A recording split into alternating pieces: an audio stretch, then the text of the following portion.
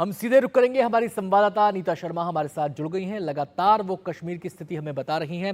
नीता, मेरा पहला सवाल आपसे यही, फारूक अब्दुल्ला ने ऐलान कर दिया है कि उमर अब्दुल्ला ही सीएम बनेंगे और साथ ही साथ सरकार की प्राथमिकताएं भी वो यहाँ पर गिना रहे हैं। लेकिन ये लैंडस्लाइड विक्ट्री, ये लैंडस्लाइड जो जनादेश मिला है नेशनल कॉन्फ्रेंस को, इसकी सबसे बड़ी वजह आपने जब आप ग्राउंड पे गई तो आपको क्या नजर आती है?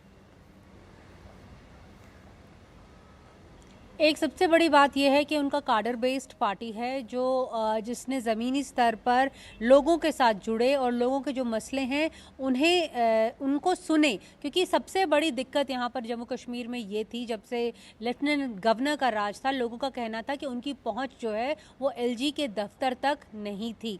यही वजह है कि जब दरबार भी होते थे, जो पब्लिक दरबार होते थे, तो लेफ्टिनेंट गवर्नर साहब के दरबार में लोग कम होते थे, लेकिन नेशनल कॉन्फ्रेंस जब दरबार लगाती थी या फिर पीडीपी दरबार लगाती थी तो वहाँ पर लोग जो हैं वो ज़्यादा होते थे। इसके अलावा जैसे भी जो एक परमुटेशंस एंड कॉम्बिनेशंस के तहत भारतीय जनता पार्टी जो सरकार बनाने की कोशिश कर रही थी या बहुमत का आंकड़ा पाने की कोशिश कर रही थी, उसने बहुत सारी बैकडोर से कई पार्टीज़ को सपोर्ट किया, चाहे वो जमात हो, चाहे वो इंजीनियर रशीद की पार्टी हो, चाहे वो अल्ताफ बुखारी की पार्टी हो या फिर गुलाम नबी आज़ाद की पार्टी हो। वो सभी जो इस तरह का एक टीम बी या टीम सी कहें, उन्हें लोगों ने नकार दिया है। उन्होंने क्लियर मैंडेट दिया है, एक साफ सुथरा मैंडेट दिया है। क्योंकि अभी तक जो 2014 में देखा था, अभी भी हालांकि ज़्यादा सीट्स 28 के आसपास सीट्स जो हैं वो जम्मू से भारतीय जनता पार्टी को मिली हैं और 50 के आसपास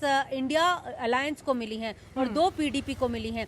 ऐसे में जो बयानबाजी हो रही है महबूबा मुफ्ती की तरफ से, जो बोला जा रहा है कि क्लियर मैंडेट मिला है तो सरकार, केंद्र सरकार को, राज्य सरकार को काम करने का मौका देना चाहिए, ये एक उनकी तरफ से बयान आया है। यहाँ पर यह भी बताना इम्पोर्टेंट है, रविंदर रैना जो पहले भारतीय जनता पार्टी के प्रेसिडेंट थे और जो नौशेरा से लड़ रहे थे, वो वहां से हार गए हैं। तो कई ऐसे इलाके हैं जहां पर जो नोन फेसेस हैं वो हार गए। इल्तिजा मुफ्ती जो है वो हार गई है। जो अफजल गुरु का भाई जो खड़ा हुआ था, उसकी नोटा से भी कम उसको जो है वोट्स मिले हैं।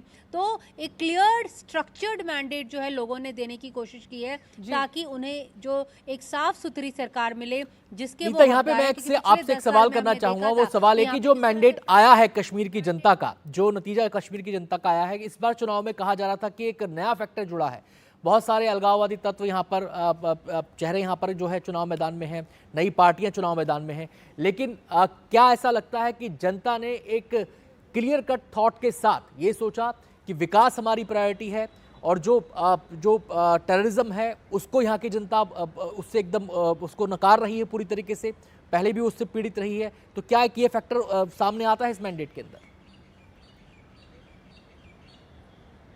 ये स्वाभिमान की लड़ाई थी, ये आइडेंटिटी की लड़ाई थी, ये अपने स्वाभिमान को वापस हासिल करने की लड़ाई थी। जब 2019 में जब स्टेटहुड से जब जम्मू कश्मीर को डाउनग्रेड करके एक यूनियन टेरिटरी बना दिया गया था, उससे लोग जो हैं वो खुश नहीं थे। हालांकि ये कहने की बातें होती कि लोगों को तो आखिरकार बिजली, सड़क, पानी ही चाहिए होता है कि अच्छी सरकार जो है, और नुमाइंदगी, उनको खुद अपनी नुमाइंदगी चाहिए। जैसे कि मैं बोल रही थी कि जो ये लोग थे वो कह रहे थे उनकी पहुंच नहीं थी सरकारी दफ्तरों तक।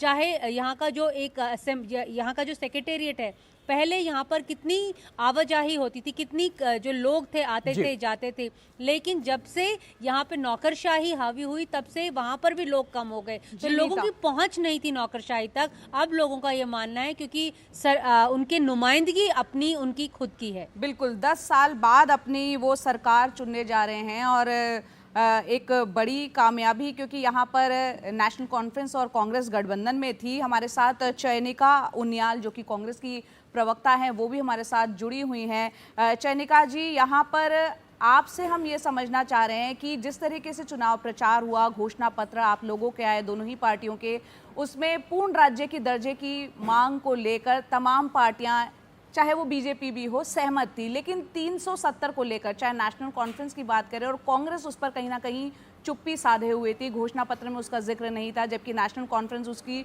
पुनः वापसी की बात करती है। अब जबकि आप दोनों मिलकर सरकार बनाने जा रहे हैं, तो क्या कोई कॉमन मिनिमम प्रोग्राम होगा, उसकी रूपरेखा कैसी होगी?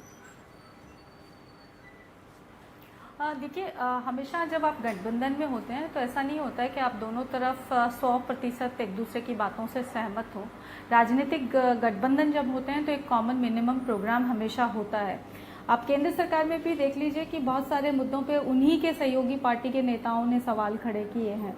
तो ऐसा होता है कि जब आपकी असहमतियां होती हैं, लेकिन उन असहमतियों में ही आप सहमतियां ढूंढते हैं और एक कॉमन मिनिमम प्रोग्राम बनाते हैं। तो ये तो हमेशा लोकतंत्र का हिस्सा रहा है। तो कांग्रेस का रुख क्या मैं रहेगा उम्मीद करती हूँ 370 को लेकर? कि जो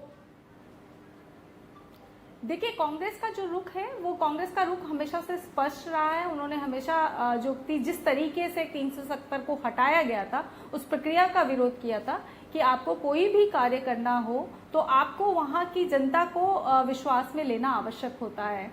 तो अपना रुख उन्होंने हमेशा स्पष्ट किया और आगे भी जो परिस्थितियां रहेंगी वो हमारा नेतृत्व जो है हमेशा पारदर्शी रहता है। वो बीजेपी की तरह नहीं है कि बंद दरवाजों या पर्दे के पीछे कोई निर्णय लेता हो और अचानक से थोप देता हो। तो पारदर्शिता पहले भी रही है और आगे भी रहेगी, जो भी कांग्रेस की नीतियां जम्मू कश्मीर को लेकर रहेंगी। पर मैं एक चीज हमेशा श्योर कर सकती हूँ कि कांग्रेस की जो नीतियां रहेंगी वो हमेशा गरीब और आखिरी पंक्ति में बैठे हुए व्यक्ति के हित में रहेंगी और उसी की लड़ाई कांग्रेस लड़ रही है और आगे भी लड़ती रहेगी। जी चयनिका जी, बेशक आपका चुनाव पूर्व अलायंस था नेशनल कॉन्फ्रेंस के साथ, लेकिन अगर हम परफॉर्मेंस की बात देखें तो परफॉर्मेंस नेशनल कॉन्फ्रेंस की कहीं ज़्यादा, आपसे कहीं ज़्यादा है और आपकी परफॉर्मेंस वैसी नहीं रही है।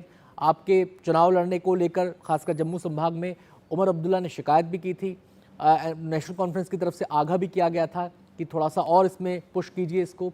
तो ऐसे में अब आपको क्या लगता है कि ये वजह क्या रही कि आप मन मुताबिक नतीजे नहीं ला पाए यहाँ पर?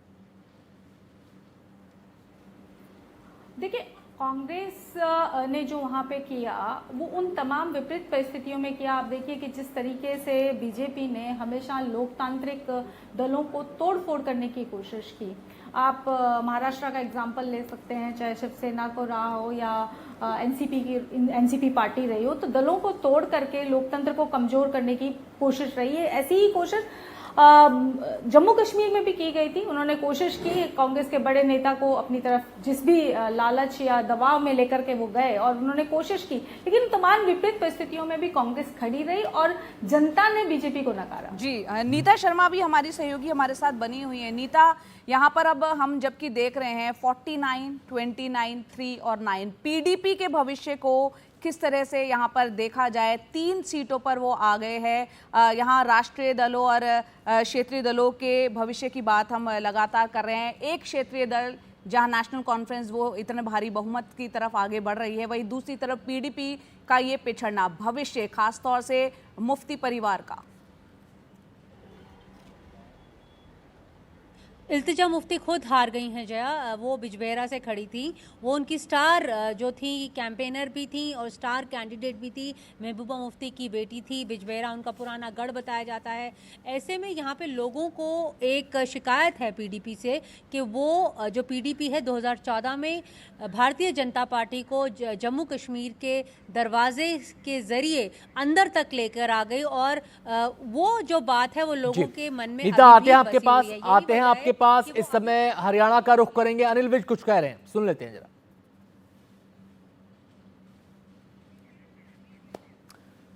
चलिए, अनिल विज की ये बात हम आपको फिर से सुनवाएंगे और इस समय हम नीता का रुख कर लेते हैं। नीता, अपनी बात पूरी कीजिए।